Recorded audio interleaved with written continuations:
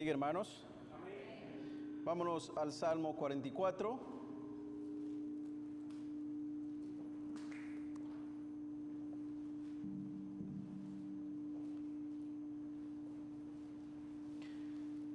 Salmo 44, vamos a leer. Este salmo algunos expositores prefieren hacer dos partes. Es bastante largo, bastante extenso, tiene 26 versículos. Yo haré dos partes, dos, perdón. Y es un salmo que está compuesto en un tiempo pasado, en un tiempo presente y en un futuro. Es la estructura del salmo. Así que, hermanos, empezamos leyendo los primeros 8 versículos. Vamos a leer Salmo 44, versículos del 1 al 8. Y el próximo domingo seguimos con el resto de los versículos. La palabra de Dios se lee así como está escrita. Oh Dios, con nuestros oídos hemos oído, nuestros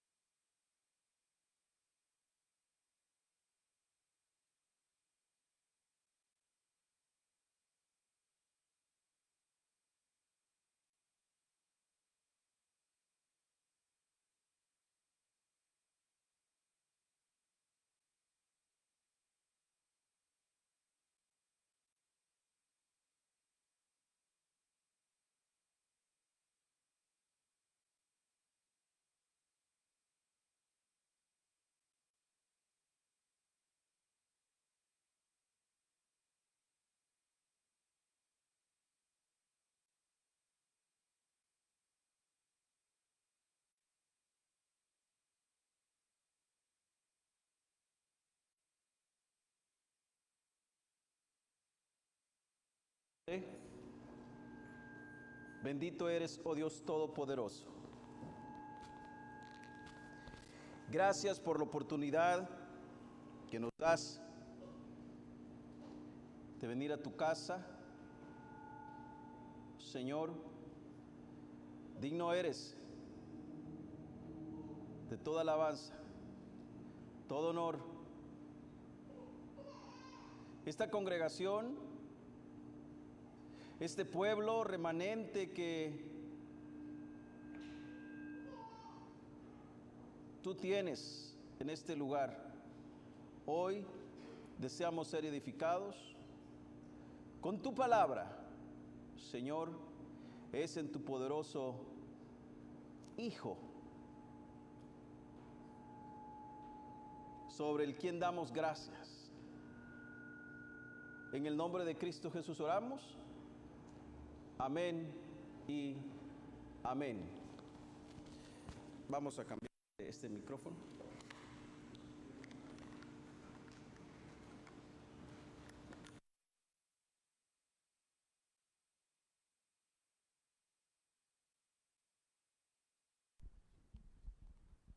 Ahora sí.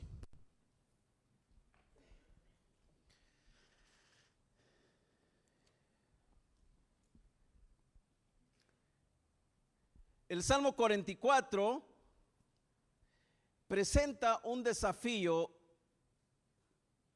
porque no se puede determinar con absoluta certeza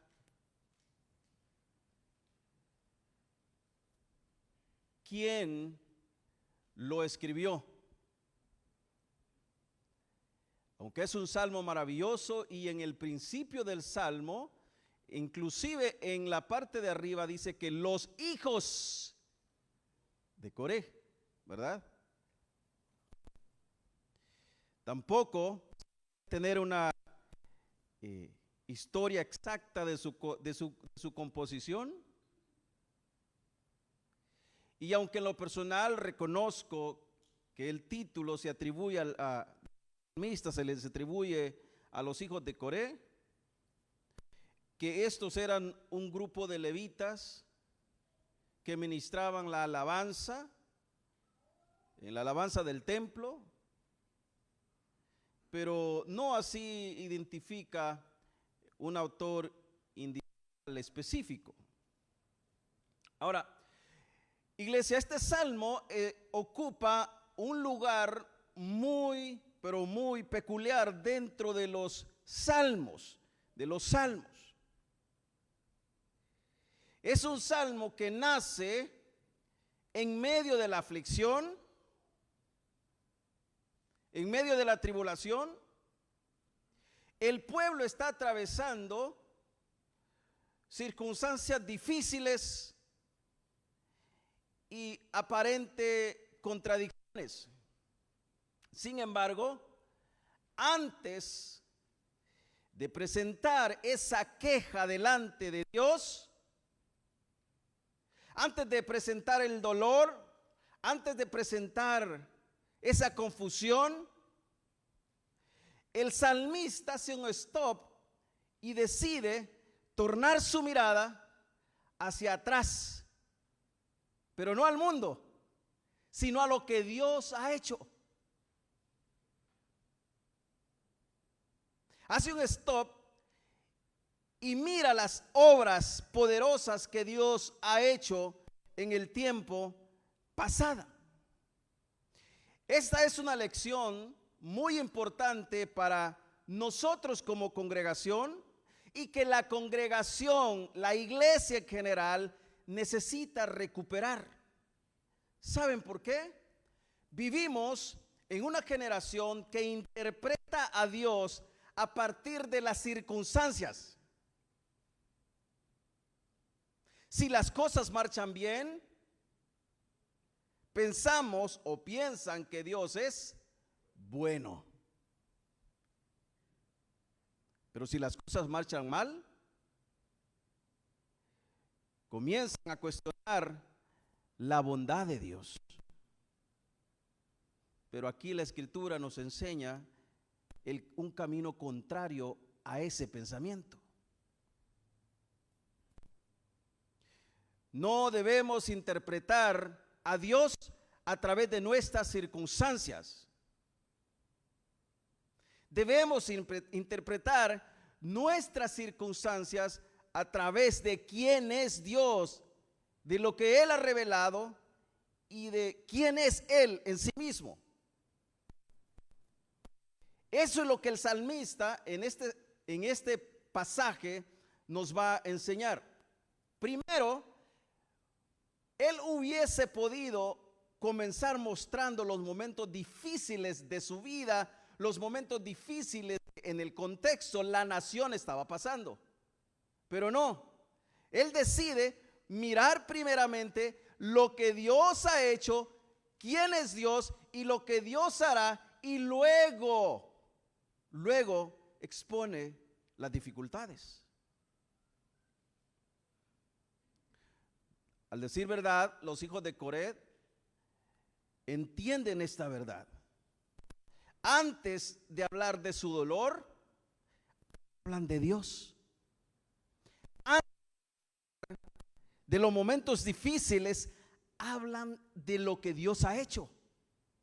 Y eso cambia por completo la perspectiva del creyente, completamente diferente a la forma del mundo como el mundo lo ve. Antes de describir sus heridas, recuerdan las victorias de Dios. Recuerdan las victorias que Dios les había concedido. Antes de mirar al presente, contemplan la fidelidad divina manifestada en el pasado. Y es que la vida del creyente se fortalece la fe a través de lo que ya se ha realizado, o mejor dicho, a través de lo que sucedió en la cruz del Calvario. En aquel entonces se miraban a través de las promesas, el futuro, lo que debía venir. Y en ciertos casos, como el salmista, fortalecían su fe a través de las obras que Dios había hecho con sus familiares, con el pueblo, con la misma nación. Y esos hechos del Dios Todopoderoso hacían que su fe recobrara fuerza y comenzaran a caminar nuevamente, porque el Dios quien les había hecho promesas había realizado hechos grandes, había hecho grandes prodigios, había protegido sus familias, sus hijos, les había dado abundancia en todos los aspectos, y eso llevaba a que sus mentes se les borrara todo el dolor que pudieran tener y sintieran gozo en las promesas del Señor. Este principio es fundamental para la vida cristiana, iglesia. La fe se fortalece cuando recuerda quién es Dios a través de nuestra mente, nuestra memoria. Imagínese usted que nada de lo que ha sucedido en la vida del cristiano le hubiese ocurrido. ¿Cómo fortaleciera su fe? Bueno, sería difícil, pero en el tiempo pasado surgió. ¿Se acuerdan de Abraham? ¿Qué pasó con Abraham?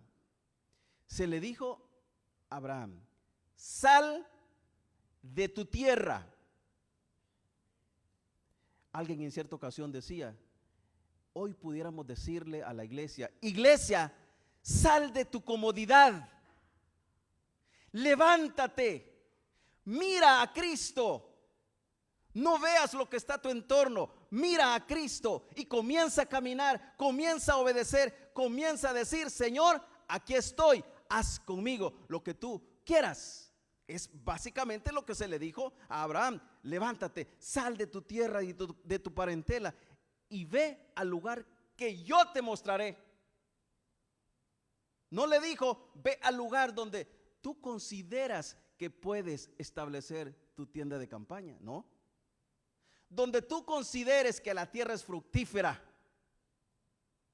Observa y lo que veas que me puede servir, ahí ubícate. No, se le dijo: yo te voy a mostrar donde vas a establecerte. Era la forma. Ahora, este principio de fe se fortalece en nosotros ahora cuando recuerda.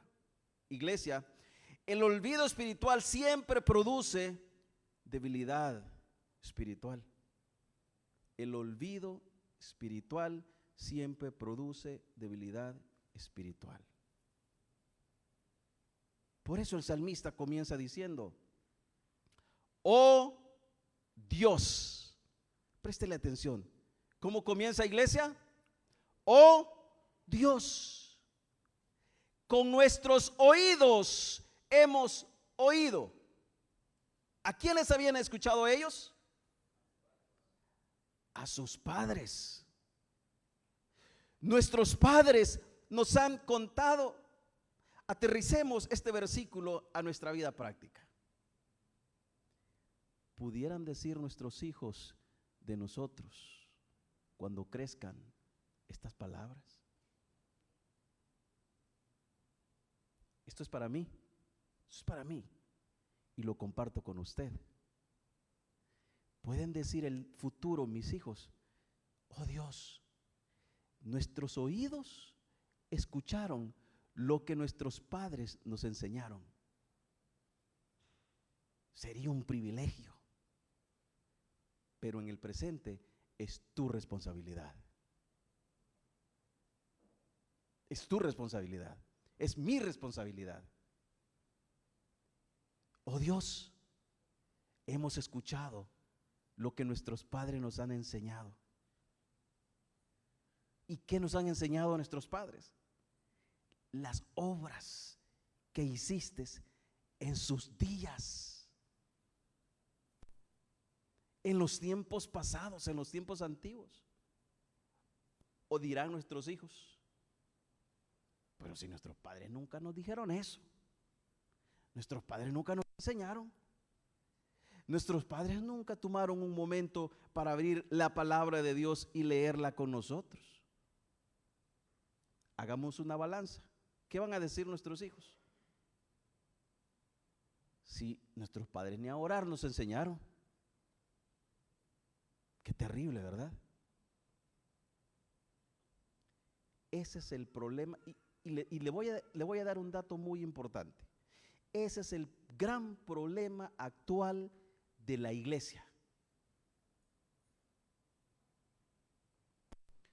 No nos vayamos lejos. Estamos en un lugar que nos alquilan unos señores. En cierta ocasión yo creo que ustedes conocieron al pastor John, aquel pastor hyper que siempre andaba y saludaba a todos los hermanos. Y en cierta ocasión él se nos acerca con tristeza y nos dice: pastores, yo estoy triste, pero alegre. Triste por nuestro lado, porque mientras ustedes presentan niños y adoran al Señor con los jóvenes, nosotros enterramos a nuestros miembros. Y los que deberían ser la iglesia de este momento, no están. No están. Se fueron para las universidades. Se fueron de las universidades al mundo y nunca más volvieron. La responsabilidad de ellos era instruir a estos niños para que cuando estos fueran viejos no se olvidaran de las palabras de sus padres. Y usted puede decir: pero pastor, al final la salvación es de nuestro Señor. Sí, la salvación es de nuestro Señor, pero Él nos ha dejado un privilegio y un mandamiento: que instruyamos a nuestros hijos para que ellos recuerden las palabras que tú como padre les enseñaste. Y te voy a decir algo: tarde o temprano la palabra de Dios no regresará vacía en sus corazones. Tarde o temprano esa palabra hará rema, estrujará sus corazones cuando anden en el mundo y se recuerden las palabras de sus padres, y entonces dirán: los viejos tenían razón. Vamos al lugar donde se nos instruyó la palabra de Dios. ¿Por qué nuestros jóvenes no tienen show? ¿Por qué nuestros jóvenes no tienen un cine con luces de multicolores? Porque eso es lo que te ofrece el mundo. Nuestra iglesia les ofrece la palabra de Dios, y les seguirá ofreciendo la palabra de Dios mientras Dios nos preste vida. Ahora, él comienza diciendo: oh Dios, con nuestros oídos hemos oído nuestras palabras, nuestros padres nos han contado la obra que hiciste en los días, en los tiempos pasados. Y a partir de este texto observamos tres grandes verdades. Número uno, la fe verdadera descansa sobre la memoria de las obras de Dios. La fe verdadera descansa sobre la memoria de las obras de Dios. Bueno, el salmista lo dice muchas veces: cuán memorables son tus obras. El salmista declara, y este primer punto lo tenemos del versículo 1 al 3. Con nuestros oídos hemos oído, nuestros padres nos han contado. Aquí encontramos la importancia de la transmisión de la verdad de generación tras generación. En el Antiguo Testamento se nos enseña, se les enseñó en ese momento, y también es eficaz para nosotros. Y esta verdad se la repetirás. ¿A quiénes? ¿A la iglesia? No, eso viene después. Eso es después. Esta verdad, ¿cuál verdad, iglesia? Esta, la palabra. Esta verdad se la repetirás a tus hijos cuando te acuerdes. No, cuando te levantes, a mediodía, cuando te acuestes, siempre recuérdalas a tus hijos. ¿Sabe cómo aterrizamos con la idea de que siempre se le debe recordar? Porque el versículo dice: átalas a tu cuello, en tu corazón. Y Impréntalas en tu corazón. Es decir, que ellos cuando te vean a ti, vean esta verdad siempre en ti. Vayamos un poquito más o profundicemos un poquito más. Lo que está diciendo aquí es esto: toma esa verdad, pon en tu corazón, para que cuando tú camines con esa verdad, ellos te vean como un testimonio andando. Es decir,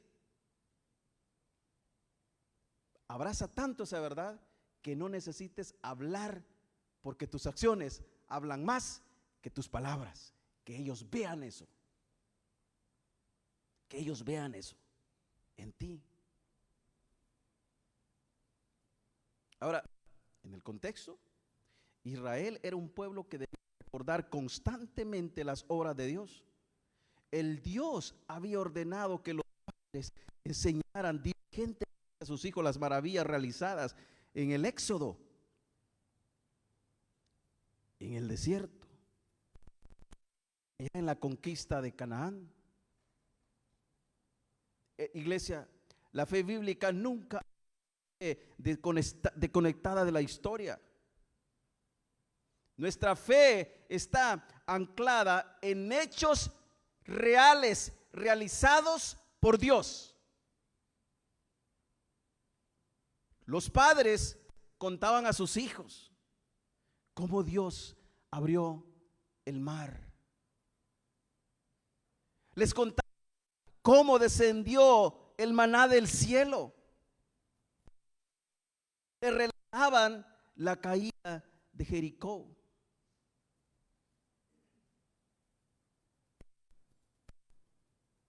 Como dato, no fueron 7 vueltas, fueron 13.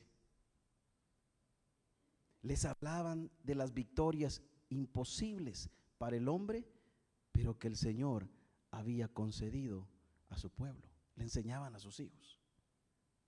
Entonces, cuando sus hijos escuchaban que sus padres les enseñaban, en su mente lo primero que pensaban era: tenemos a un Dios tan poderoso que este pequeño problema no es nada comparado con el poder de Dios. Y era cuando su fe se fortalecía, su fe se ponía robusta y servían al Señor. Iglesia, la iglesia también debe hacer eso. Cada generación tiene la responsabilidad de transmitir la verdad a la siguiente generación. Si no, esta iglesia será una iglesia de primera generación, y cuando esa generación muera, el edificio quedará desolado. ¿Y por qué, pastor? Porque no hicimos la labor que tuvimos que hacer. ¿Es labor de la iglesia? No, es labor de los padres. La iglesia le recordamos lo que usted tiene que hacer. Los pastores le recordamos lo que usted tiene que hacer siempre, pero es su labor. Es su labor. Gloria a Dios por aquellos que Dios les dio el privilegio de crecer a sus hijos. Y aunque tal vez no estén dentro de las congregaciones, pero tienen una conciencia limpia, que siempre les predicaron del evangelio. Y tienen una conciencia limpia porque su fe descansa en las palabras y en la promesa de nuestro Señor y Salvador Jesucristo, que esa palabra no regresará atrás vacía. No basta con dejar servicios, programas o actividades. Debemos transmitir una visión clara de quién es Dios y de cómo ha obrado poderosamente para la salvación del pueblo. Observemos que el salmista dice: hemos oído. Ellos no estuvieron presentes cuando ocurrieron todos esos grandes hechos, cuando ocurrieron esos grandes acontecimientos. No vieron al mar abrirse en dos. No estuvieron en Jericó cuando los muros cayeron. Mas sin embargo, creían firmemente porque la verdad de Dios les había sido transmitida fielmente a través de sus padres. Y sabe que esto me llama mucho la atención, porque para el hijo, la voz de su padre es más que confiable. Es muy confiable. Pruebe a su hijo. Póngale un pedestal y dígale: hijo, vente, te voy a cachar. Y usted abre los brazos. Su hijo se va a lanzar ciegamente porque le cree tanto a su padre y entiende que su padre no lo va a dejar caer. La voz la escucharon de sus padres, es decir, una voz confiable. Pero para nosotros los padres, esta es una gran responsabilidad, porque si nuestros hijos nos creen tanto, si nuestros hijos abrazan nuestras palabras, entonces significa que tú tienes toda la obligación de decir la verdad y siempre y solo la verdad, porque tus hijos te están siguiendo. Es tan confiable esta palabra que nuestros padres, nuestros oídos escucharon la palabra de ellos. Y aunque no estuvimos en esos hechos, los creemos porque nuestros padres nos han dicho. Ellos nos contaron. Ellos estuvieron ahí, sin embargo, creían firmemente esta verdad. Esto nos recuerda las palabras de Pablo en Romanos 10:17. Así que la fe es por el oír. Y el oír por la palabra de Dios.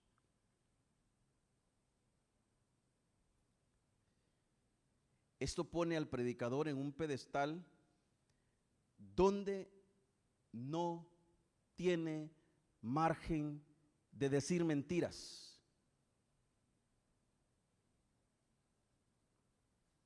Estás transmitiendo la misma voz de Dios. Sus hijos te van a creer ciegamente porque creen que tú les estás transmitiendo la verdad. Y hay de aquel que no transmita esa verdad tal como está escrita. Hay de aquel.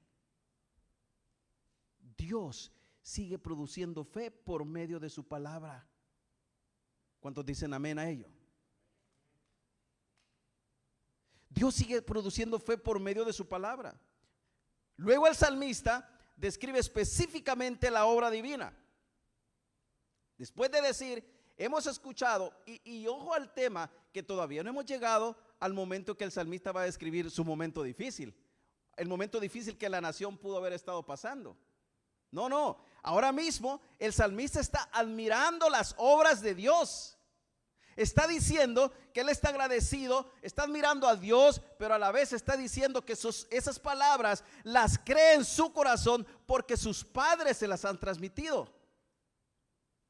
Y antes de llegar a esos momentos, él primero proclama quién es Dios. Y luego describe estas obras. El salmista describe específicamente la obra divina.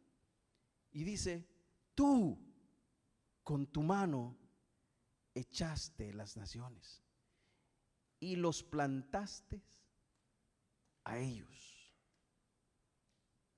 La imagen aquí es profundamente significativa. Dios arranca las naciones.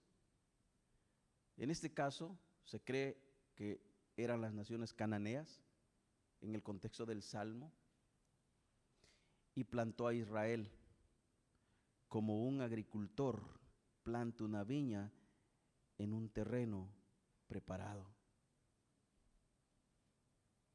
Israel no ocupó a Canaán por accidente. No fue producto de una estrategia militar superior. Fue la obra divina del mismo Dios. Dios lo hizo. El salmista está diciendo: tú con tu mano echaste las naciones, sacaste estas naciones paganas y plantaste lo que tú quisiste plantar. Esto nos enseña una verdad profundamente grande. Dios gobierna en la historia. Las naciones se levantan y caen bajo su autoridad. Los imperios desaparecen según sus decretos eternos, porque Él es Dios. Nada ocurre fuera de la voluntad, fuera de su control soberano. Todo lo que ocurre está orquestado por ese Dios soberano. Todo. Y el versículo 3 profundiza aún más esta verdad. Tú los moviste y plantaste a tu pueblo. Y miren lo que es el versículo 3. Porque no se apoderaron de la tierra por su espada. Esto es importante. El salmista está hablando que en esos tiempos habían grandes guerreros. En la historia se dice que algunos guerreros eran capaces de pelear hasta con 5 hombres a la vez. Hombres muy preparados, con la espada en la mano. Hombres que podían luchar, no de tú al tú, no, con 5 hombres más. Pero esa no fue la estrategia. Dice el salmista: no fue su espada. No fue eso. Y cuando el salmista en el versículo dice: ni su brazo los libró, está diciendo: ni el poder que representan sus fuerzas, sino que dice después: sino tu diestra y tu brazo, es decir, tu espada y tu poder y la luz de tu rostro.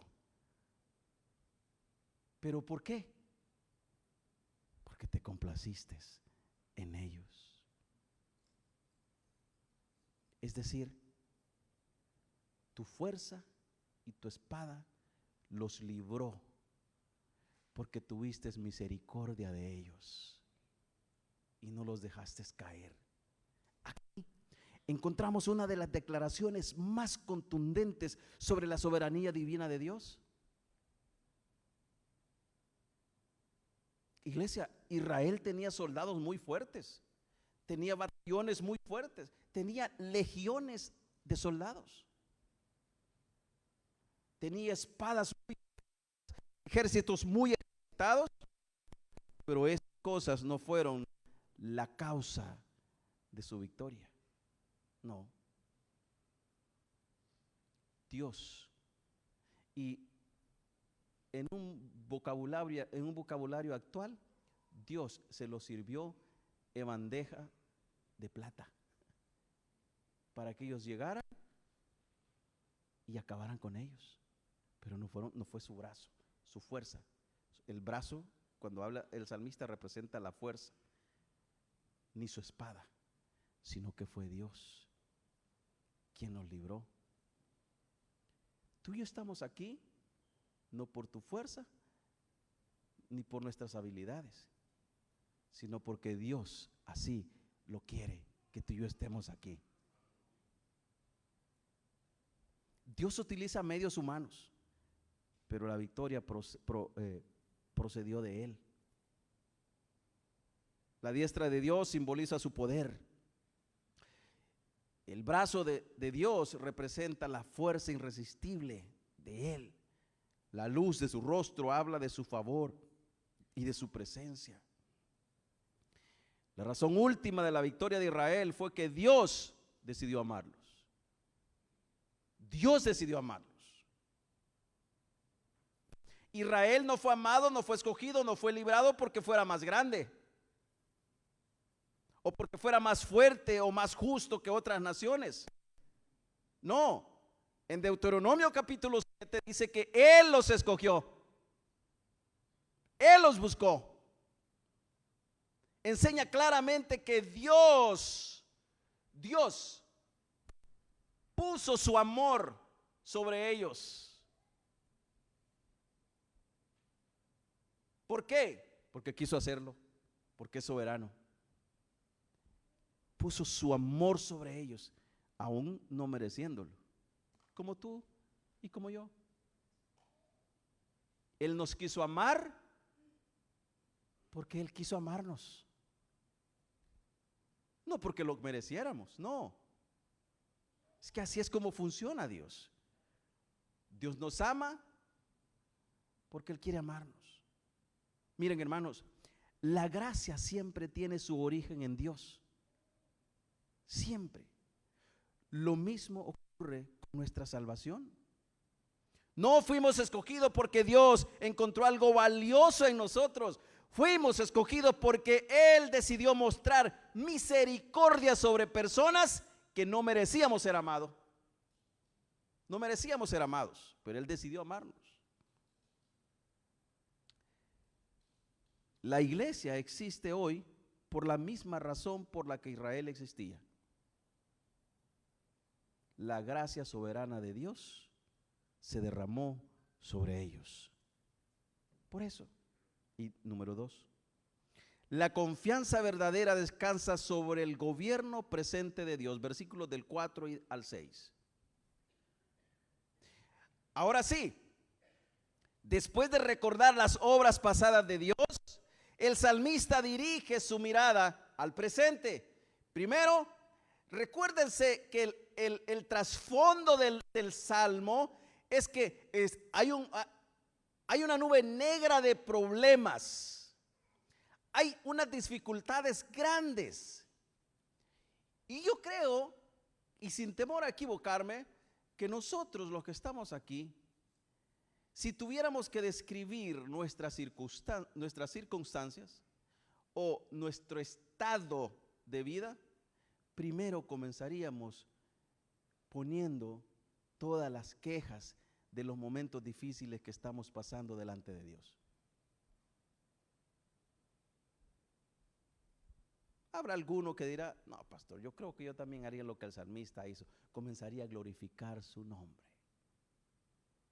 ¿Qué tal si Dios le quita toda su familia, a sus hijos, le quita su casa, le quita todo y lo deja solo, y tras que lo deja solo, lo deja con una gran enfermedad postrado en cama?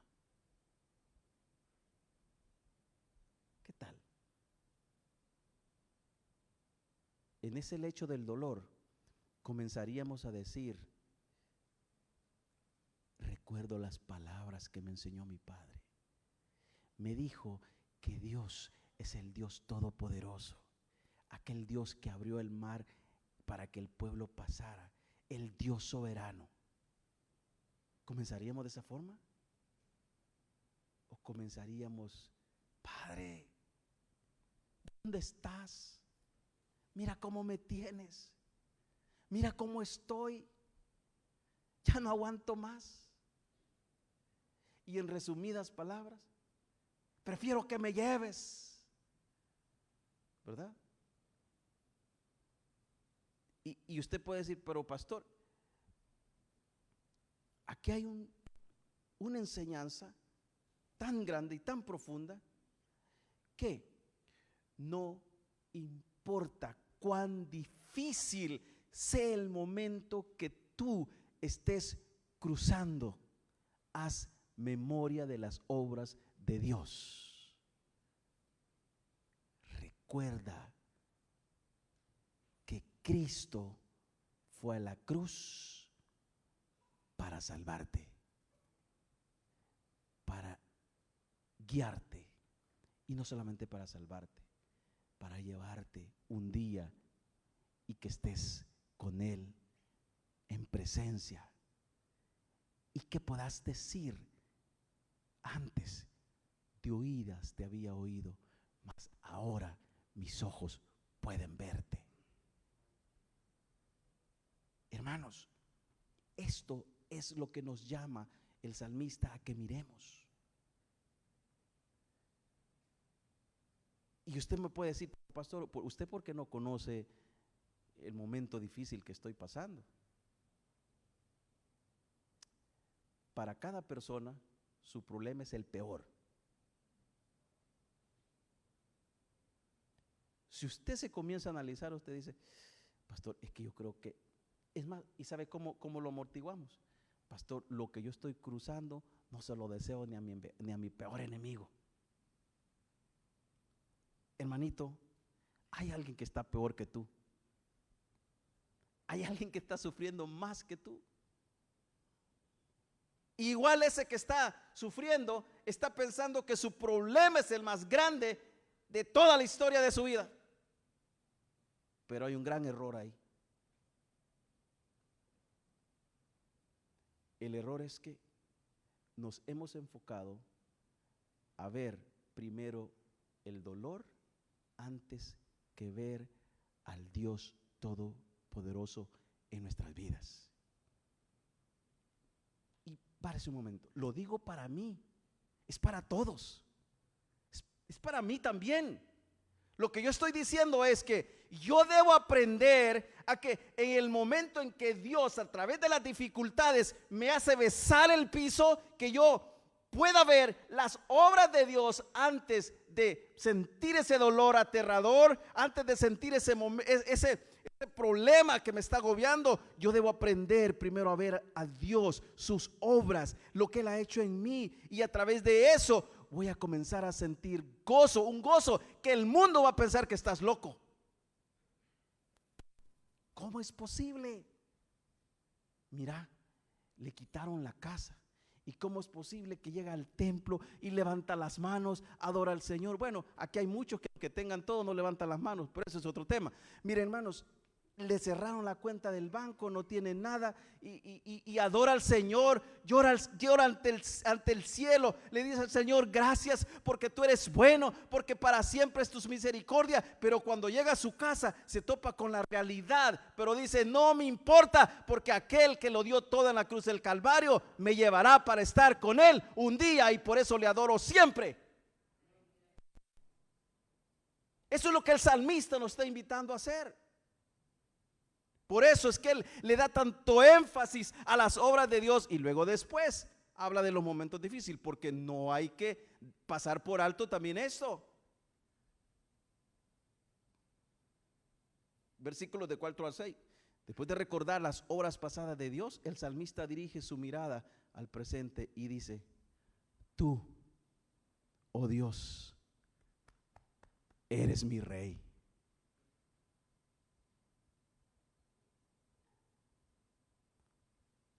En momento de angustia, después de recordar quién es Dios, tú, mire qué bonito esto. Dice, estoy triste, estoy demolido. Tú has hecho estas grandes obras, Dios, y yo las creo porque mis padres me las han contado. Yo las creo porque nuestros padres nos han dicho cada vez que nos levantamos, cada vez que nos acostamos, ellos nos han recordado esta verdad. Yo las creo. En el momento difícil. Entonces, él eleva ese vocabulario teológico y dice, tú que fuiste fiel con mis padres, aquellos que han contado las maravillas que hiciste, tú eres mi rey. Es decir, mi fe no está puesta en cualquier hombre. Mi fe está puesta en el Dios que fue fiel a mis padres.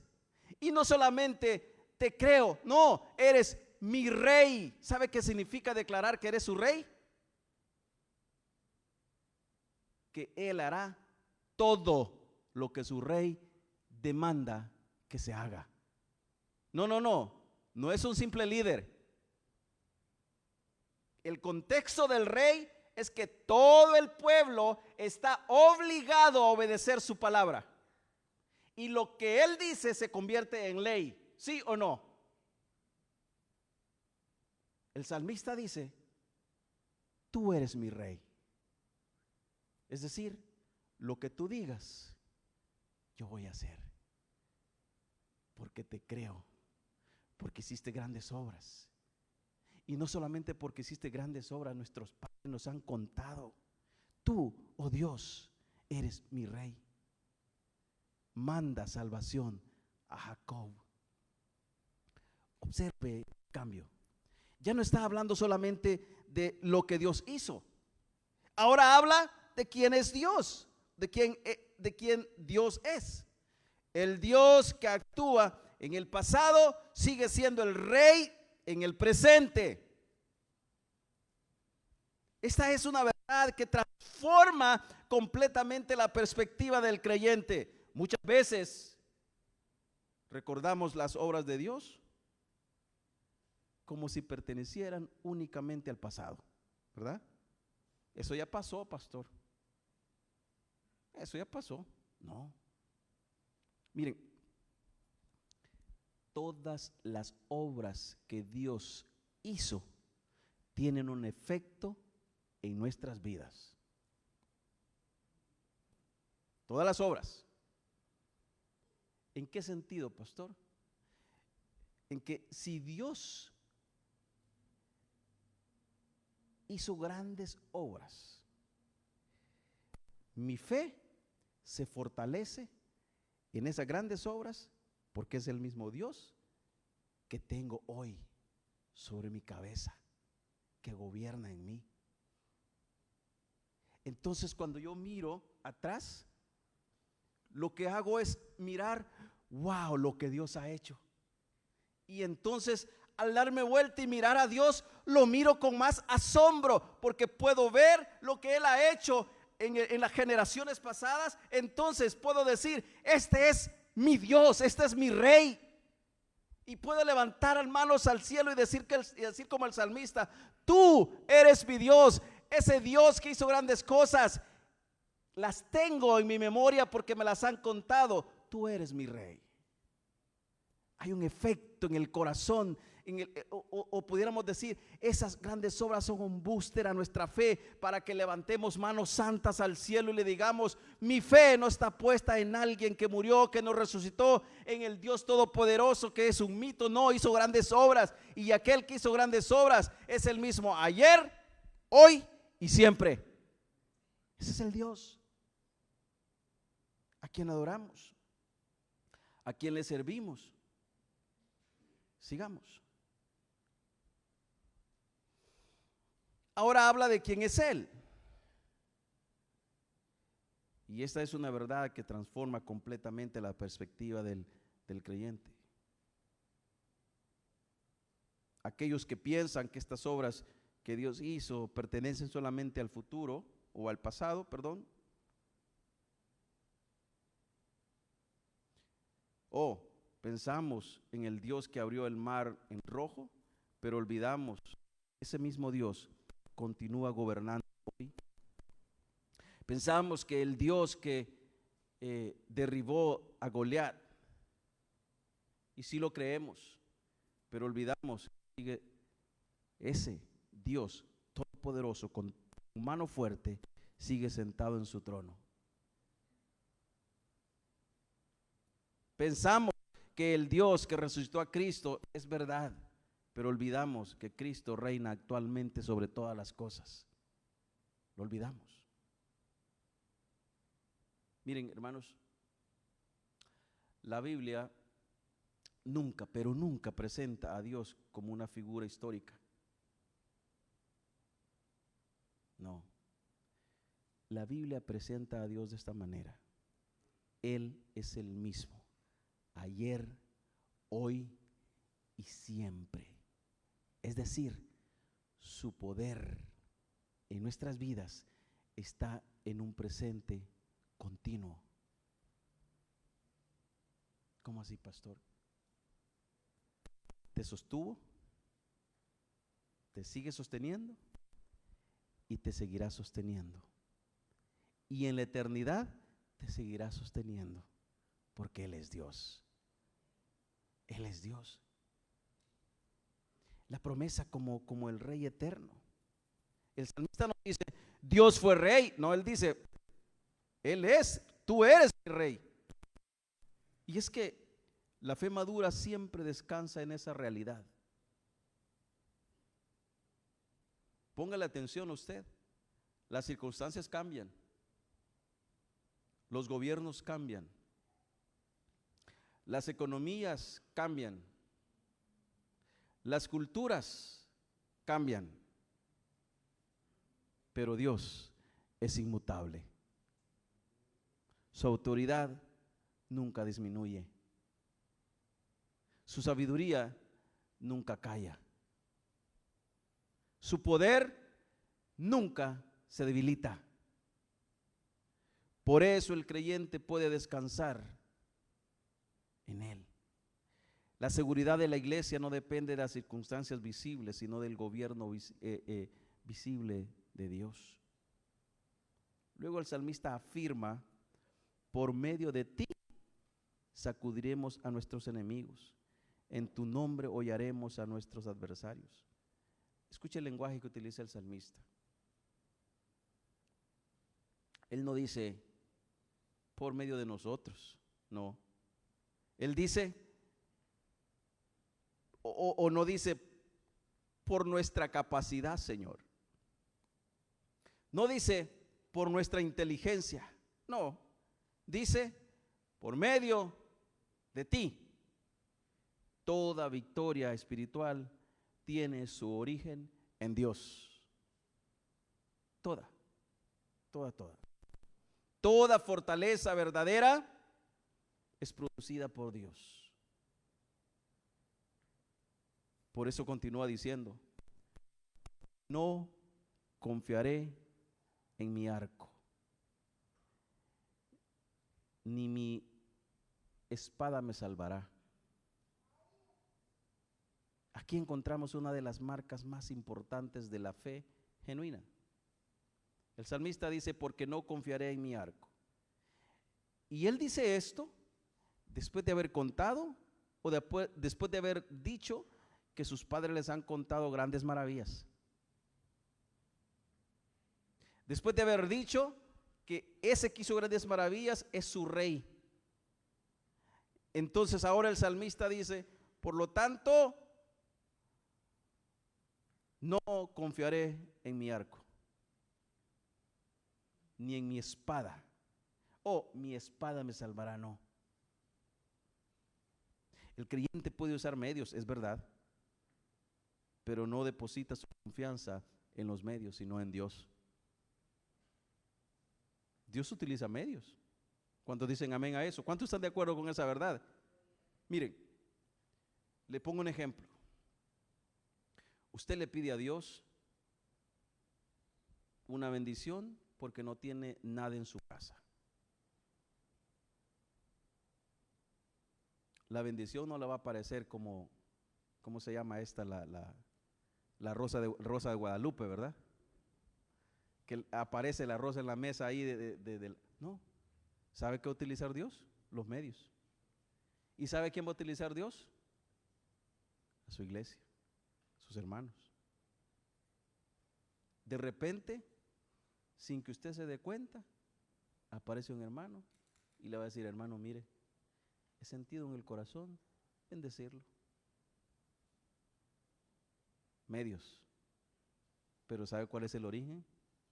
Dios. Así funciona. Pero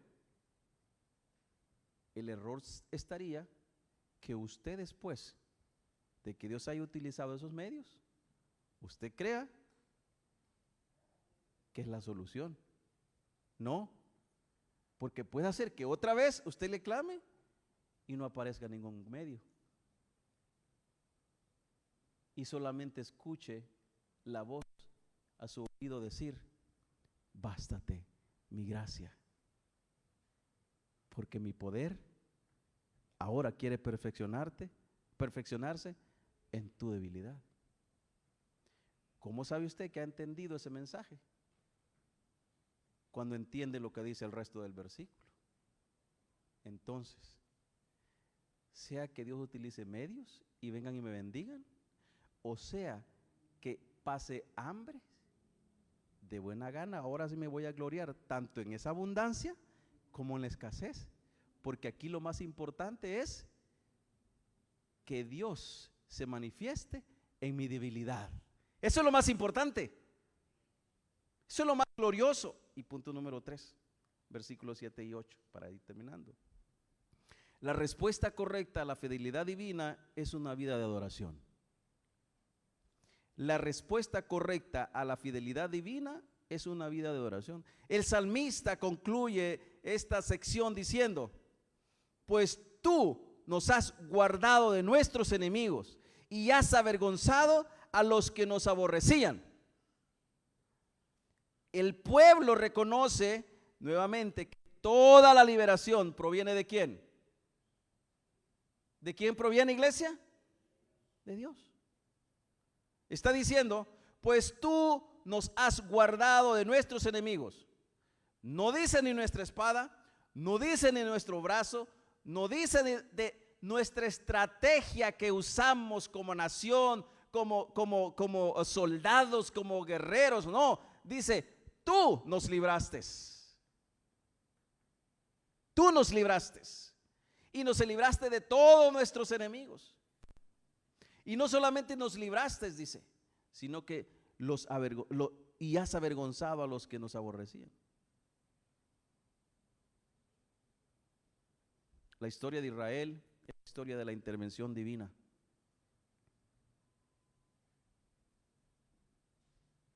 La historia de la iglesia también lo es. También lo es. Si la iglesia existe hoy, es porque Cristo nos ha preservado.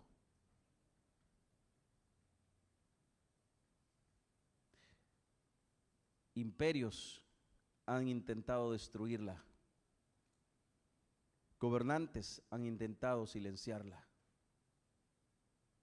Filosofías han intentado reemplazar la verdad por cosas inmundas.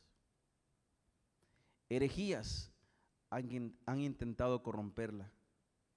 Sin embargo, la iglesia permanece porque Cristo cumple su promesa. ¿Y sabe cuál es la promesa que cumple Cristo? Específicamente, la de Mateo 16, 18. ¿Sabe cuál es? Yo sé que usted se la sabe de memoria, pero no lo quiere decir para que los demás no digan, el hermano, no.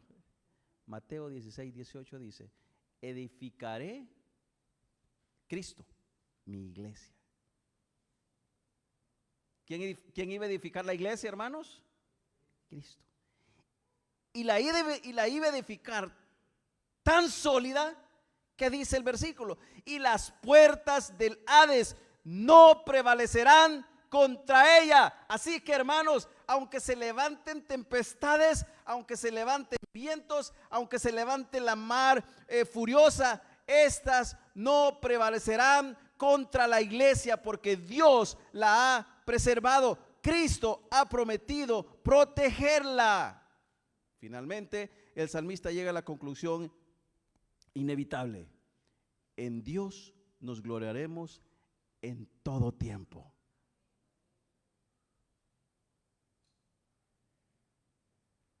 En Dios nos gloriaremos en todo tiempo.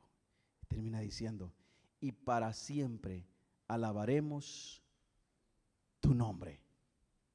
Tu nombre.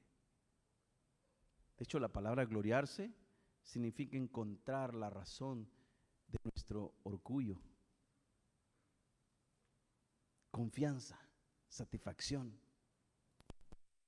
El mundo se gloria en muchas cosas. Algunos se glorían en riquezas, otros se glorían en su inteligencia, otros, de hecho, ahora que menciono esto, que el mundo se gloría en su inteligencia, ¿usted sabía que el mundo nos tiene a nosotros los creyentes como los seres menos inteligentes, por no decir la palabra? Ellos creen que nosotros somos porque ellos son los inteligentes, nosotros no. Nosotros somos el grupo de bobitos, ¿verdad? Que nos han lavado allá en mis tierras. Decían: Ellos creen que nosotros somos el Juan Vendeme la conserva, ¿verdad? Pero se equivocan.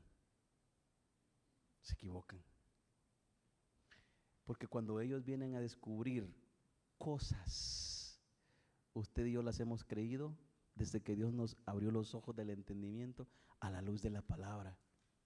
Y usted dice, pero si eso está en la Biblia, ¿qué de nuevo es eso que están descubriendo?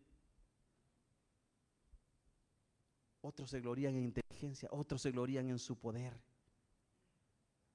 Pero Él cumple su promesa.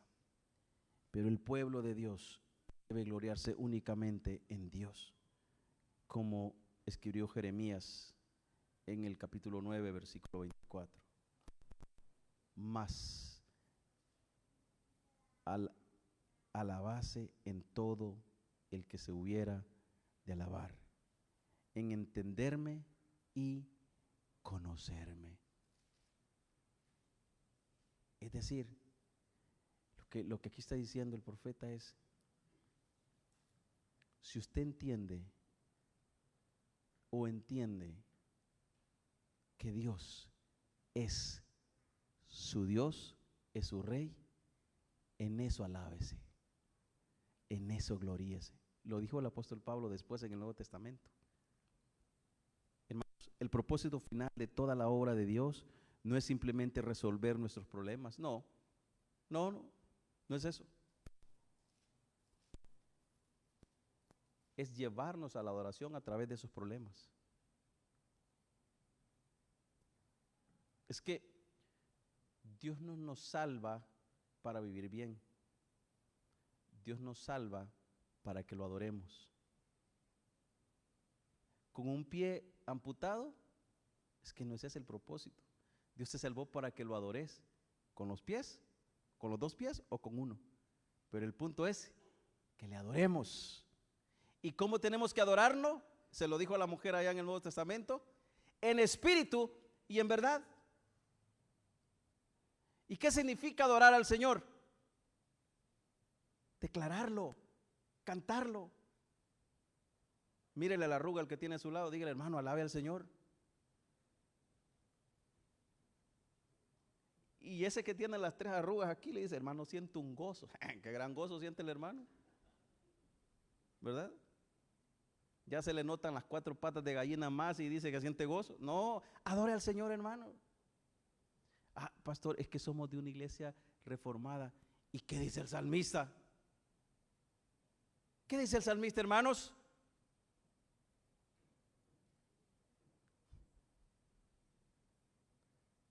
Entren por esa puerta con acción de gracia, alegres.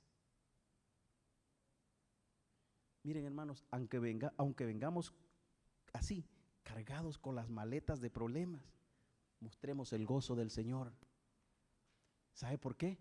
Porque el gozo del Señor es nuestra fortaleza. Entonces vamos a glorificarlo. Termino con esto. Antes que el Salmo 44 entre en el valle oscuro del sufrimiento, a partir de los versículos 9, el Espíritu Santo establece un fundamento inamovible. El pueblo recuerda 3 verdades. Dios ha sido fiel en el pasado, Dios ha sido fiel y reinará en el presente.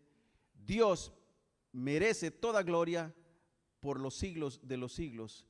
Amén y amén. ¿Cuántos dicen amén a ello?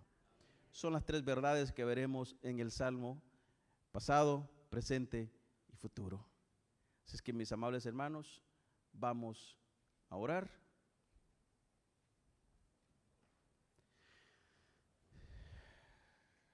Haciendo recuerdo que los que se van a bautizar, busquen al pastor Ovidio, va a estar por ahí algún ladito para que hablen, y los padres también puedan, de los que se van a bautizar también. Sí es jovencito, ¿va? Pero si usted tiene ya 40 años y su padre está allí, hermano, tenga pena, ¿no? Oremos al Señor. Padre, te damos gracias por este día que nos permitiste. Gracias por la oportunidad que nos das de poder recibir tu palabra. Señor, rogamos para que la bendición de tu protección vaya con nosotros a nuestros hogares. Bendecimos a cada uno de los que están aquí. Llévanos con bien, en amor, en paz y en santidad. Y si el día de mañana tú así lo quieres, que podamos ir a nuestras labores, que así sea. Oramos en el poderoso nombre de tu Hijo amado, Señor,